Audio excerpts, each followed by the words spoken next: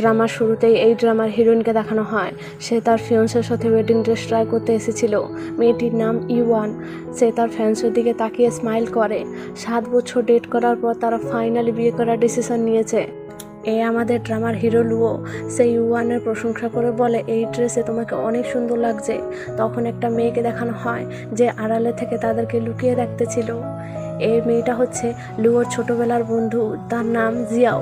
তখন সেখানকার স্টাফরা নিজেদের মধ্যে কথা বলছিল যে মিস ইউয়ান অনেক ফেমাস জুয়েলারি ডিজাইনার, সেই একমাত্র মিস্টার লুওর ওয়াইফ হওয়ার যোগ্য।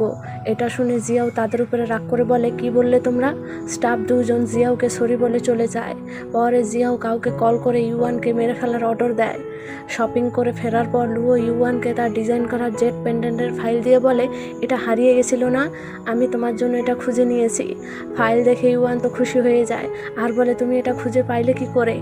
তখন লুও তাকে তার ডিজাইন করা জেট পেন্ডেন্ট বের করে দেখায় আর বলে, আমি আগে এই ডিজাইনারকে দিয়ে এটা বানিয়ে নিয়েছি। অর্ধেক আমার কাছে থাকবে আর অর্ধেকটা তোমার কাছে থাকবে। গিফট দেখে ইউয়ান অনেক খুশি হয়ে যায়। সে লুওকে জড়িয়ে ধরে বলে, আমার কাছেও তোমার জন্য একটা সারপ্রাইজ আছে, কালকে বিয়ের পর আমি সেটা বলবো। লুও ঠিক আছে বলে সেখান থেকে চলে যায়। আর ইউয়ান সেখানেই দাঁড়িয়ে নিজের প্রেগন্যান্সি রিপোর্ট দেখে বলছিল, লুও, আমি কাল তোমাকে বলে দেবো যে তুমি খুব শীঘ্রই বাবা হতে যাচ্ছ। তখন সে যাওয়ার জন্য পিছনে ফেলে হঠাৎই একটা কার অনেক স্পিডে এসে তাকে ধাক্কা দিয়ে দেয়। ইউয়ান তো ছিটকে গিয়ে দূরে পড়ে, যার ফলে তার মাথায় সে অনেক ব্যথা পেয়ে সেখানেই অজ্ঞান হয়ে যায়। সে গুন্ডাটা বেরিয়ে দেখতে আসে যে ইউয়ান মারা গেছে নাকি বেঁচে আছে।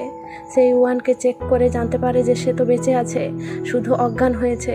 তাই সে সেখান থেকে একটা মোটা লাঠি তুলে এনে তার মাথায় আঘাত করে তাকে পুরোটাই মেরে ফেলতে চায়। কিন্তু সে ইউয়ানকে দেখে মনে করে, মেয়েটা তো দেখতে অনেক সুন্দর, কেমন হবে তাকে নিজের ফায়দার জন্য ইউজ করলে।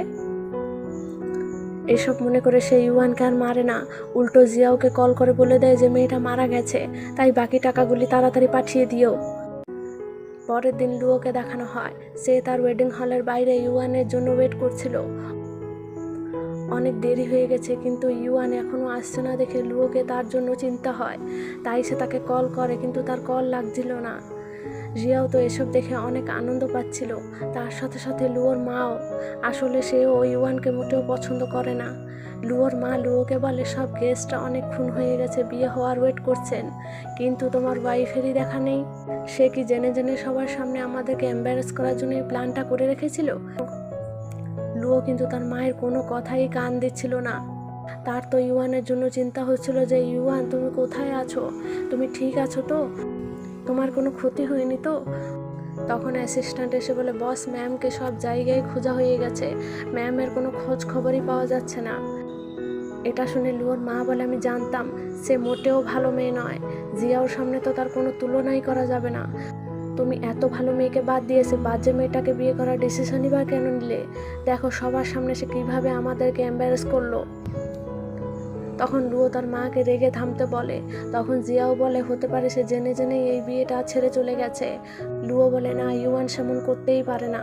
তারপর সে তার অ্যাসিস্ট্যান্টকে সব হাসপাতাল আর পুলিশ স্টেশনে গিয়ে তার খোঁজ করতে বলে যে তার অ্যাক্সিডেন্ট হয়ে যায়নি তো। এটা বলে সে তার অ্যাসিস্ট্যান্টের সাথে চলে যায়। লুও তাকে সব জায়গায় খুঁজতে লাগে কিন্তু কোথায়ও পায় না। সকাল থেকে রাত হয়ে গেছিল, তার মধ্যে অনেক জোর বৃষ্টিও হচ্ছিল। জিয়াও লুওর কাছে এসে বলে, তুমি কেন তার জন্য নিজেকে কষ্ট দিচ্ছ? হয়তো সে জেনে জেনেই তোমাকে ছেড়ে চলে গেছে। এইভাবে বৃষ্টিতে ভিজলে তুমি অসুস্থ হয়ে পড়বে। লুও কিন্তু তার কোনো কথায় পাত্তা না দিয়ে সেখান থেকে চলে যায়। পরের দিন সে গুন্ডাটাকে দেখানো হয় সে ইউয়ানকে তার ঘরে নিয়ে এসেছিল। অ্যাক্সিডেন্টের কারণে ইউয়ান তার স্মৃতিশক্তি হারিয়ে ফেলেছে। সে গুন্ডাটা তার মাকে বলে, মা, এই মেয়েটার কিছুই মনে নেই যে সে কোথা থেকে এসেছে, তার বাড়ি কোথায়, তার নাম কি, আমরা চাইলে তার ফায়দা উঠাতে পারি।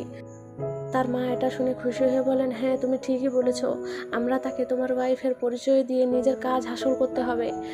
সে ইউয়ানের কাছে এসে তাকে আলাদা নামে ডেকে বলেন, তুমি আমার ছেলে বউ আর জেং তোমার বর। তারপর তাকে কাজ করতে পাঠিয়ে দেয়। এইভাবে 6 মাস কেটে যায়। পরে তাদেরকে হাসপাতালে দেখানো হয় যেখানে ইউয়ানের ডেলিভারির অপারেশন চলছিল। দুজন মা ছেলে অনেক রেগেছিল যে মেয়েটা আগের থেকে প্রেগনেন্ট ছিল। জেং বলে, আমি অন্য কারোর বাচ্চাকে নিজের পরিচয় দিতে পারবো না বলেই রেগে উঠে চলে যায়। এদিকে লুয়ো এখনও ইউয়ানকে খুঁজছিল। সে মনে বলে, ইউয়ান তুমি কোথায়? আমি সব জায়গায় তোমাকে খুঁজে নিয়েছি, কিন্তু তোমার খোঁজ কোথা থেকেও পাইনি। তুমি কোথায় আছো? ঠিক আছো তো? তখন অ্যাসিস্ট্যান্ট এসে বলে, ইউয়ানের মতন দেখতে কাউকে হাসপাতালে ডেলিভারি ওয়ার্ডে দেখা গেছে। এটা শুনে লুয়ো সেখানে যাওয়ার জন্য বেরিয়ে পড়ে। তাদের সব কথা আড়ালে থেকে জিয়াও শুনে ফেলেছিল।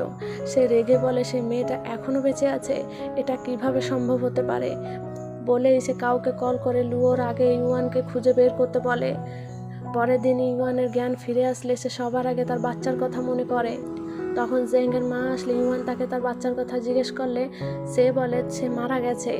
এই কথাটা শুনে ইউয়ান তো পুরো ভেঙে পড়ে, তার চোখে জল এসে গেছিল। কিন্তু জেংয়ের মা তো এসবে কোনো ফরকই পড়ছিল না, উল্টো সে তাকে অনেকগুলো জামা কাপড় দিয়ে সেগুলো ধুয়ে আসতে বলেন। এদিকে জিয়াও তার অ্যাসিস্ট্যান্টকে কল করে ইউয়ানের খোঁজ করতে বলেছিল। তাই অ্যাসিস্ট্যান্ট সেখানে পৌঁছে ইউয়ানকে তো খুঁজে পায় না, কিন্তু জানতে পেরে গেছিল যে ইউয়ান একটা বাচ্চা মেয়েকে জন্ম দিয়েছে। তাই সে সেই বাচ্চাটাকে জিয়াউর কাছে এনে বলে তার ঘরের লোকরা এই বাচ্চাটাকে সেখানেই রেখে চলে গেছে। তাই সে জিয়াউর কাছে সে বাচ্চা মেয়েটাকে এনে বলে তার ঘরের লোকরা এই বাচ্চাটাকে জেনে জেনেই সেখানে রেখে চলে গেছিল, তাই আমি সেটাকে নিয়ে আসলাম। জিয়াও তার অ্যাসিস্ট্যান্টের উপর রাগ করে বলছিল, একটা কাজ কেউ ভালো করে করতে পারলে না। তখন লুয়ো আপসেট হয়ে ঘরে ফিরে আসে। এবারও সে ইউয়ানকে খুঁজে পায় না। তখন জিয়াও তাকে বলে, আমারও ইউয়ানের জন্য চিন্তা হচ্ছিল, তাই আমিও তাকে খোঁজার জন্য লোক পাঠিয়েছিলাম। তারা ইউয়ানকে তার বাচ্চাটাকে হাসপাতালে রেখে চলে যেতে দেখে ফেলেছিল, তাই তারা এই বাচ্চাটাকে এখানে নিয়ে এসেছে। যে তার জন্ম করা বাচ্চাটাকে রেখে চলে যেতে পারে, সে কোনোদিনও ভালো মা হতেই পারে না, আর না ভালো ওয়াইফ হতে পারে। লুয়ো তাড়াতাড়ি করে নিজের বাচ্চার কাছে আসে। তাকে দেখে মনে করে, ইউয়ান তুমি প্রেগনেন্ট ছিলে, এই কথাটা আমাকে আগে কেন বলনি?